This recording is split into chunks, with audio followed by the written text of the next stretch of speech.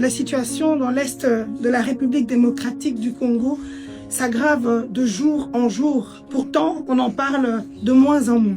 Car malgré l'accord de Washington et de Doha, nous constatons que la violence continue sans interruption. L'AFC M23 poursuivent leurs attaques comme si de rien n'était, comme s'ils n'étaient pas au courant qu'il y aurait soi-disant un accord de paix.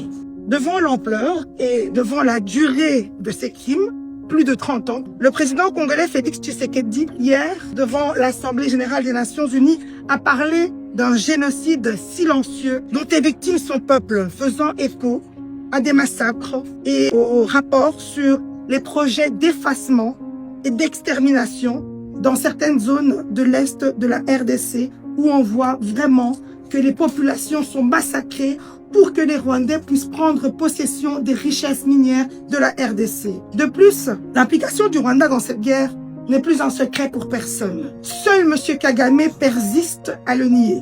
Les sanctions peinent à suivre et la justice est oubliée. Pourtant, les preuves sont claires. Le Rwanda ne se contente pas de combattre les FDLR. Il cherche à contrôler, à piller, à annexer la RDC en piétinant le droit international et la souveraineté congolaise. Face à cette situation, la Belgique a rapidement dénoncé le rôle du Rwanda. Et en réaction, le président Kagame a rompu les relations diplomatiques unilatéralement avec notre pays. Après des mois de silence diplomatique, on a entendu que votre ministre des Affaires étrangères, Maxime Prévost, se rendrait à Kigali en février, laissant croire à une possible évolution de nos relations bilatérales.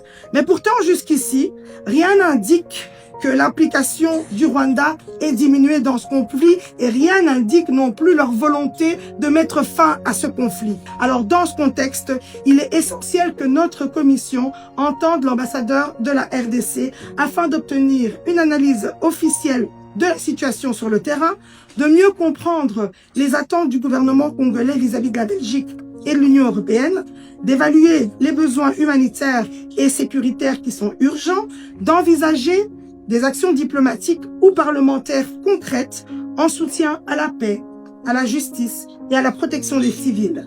J'estime que cette audition s'inscrit dans le cadre de notre engagement à défendre le droit international humanitaire, à lutter contre l'impunité et à soutenir les peuples victimes de violences armées et de génocide. Je vous remercie.